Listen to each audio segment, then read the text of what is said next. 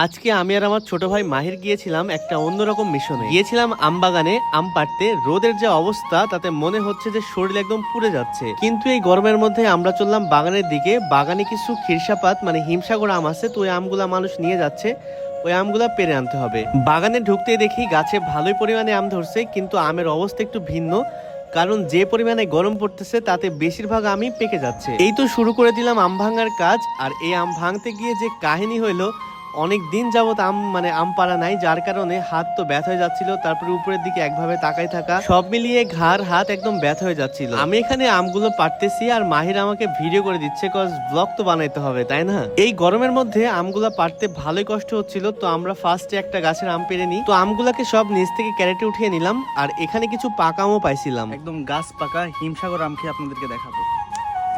Colour দেখছেন, just রসটা দেখেন আমের, শুধু কাটা শুধু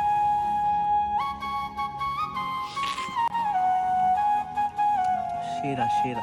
গাছ পাকা হিমসাগর বা খিরসাপাত আম খেতে কিন্তু অনেক মজা। আমের মধ্যে সত্যি বলতে এই হিমসাগর আমের চাহিদাই অনেক বেশি। আমটা খেতে একটু মিষ্টি আর সুস্বাদু হওয়ার কারণে এই আমটাই বেশিরভাগ মানুষ খেয়ে থাকে। বললে বিশ্বাস করবেন না, আমি হয়তোবা বছর 5 পর আসলাম আবার আম ভাঙতে। আমি আর আমার ছোট ভাই মাহির মিলে আমগুলো ভাঙতেছিলাম, বাবাও ছিল। এই কাঠফাটা গরমের মধ্যেও পুরো অভিজ্ঞতাটা খুবই মজার ছিল। যদিও বা একটু পরপর হাঁপিয়ে যাচ্ছিলাম আম ভাঙতে ভাঙতে, তবুও আমার কাছে ভালোই লাগছে। তো যাই হোক, আপনারা যদি এরকম অথেন্টিক ফ্রেশ আম নিতে চান তাহলে আমার ছোট ভাই মাহিরের পেজে নক করতে পারেন।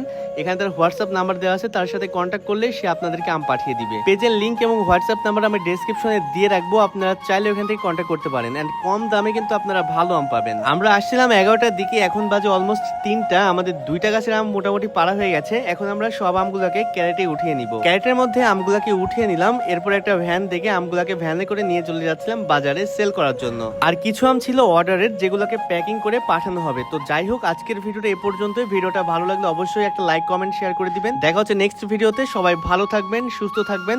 আল্লাহ হাফেজ।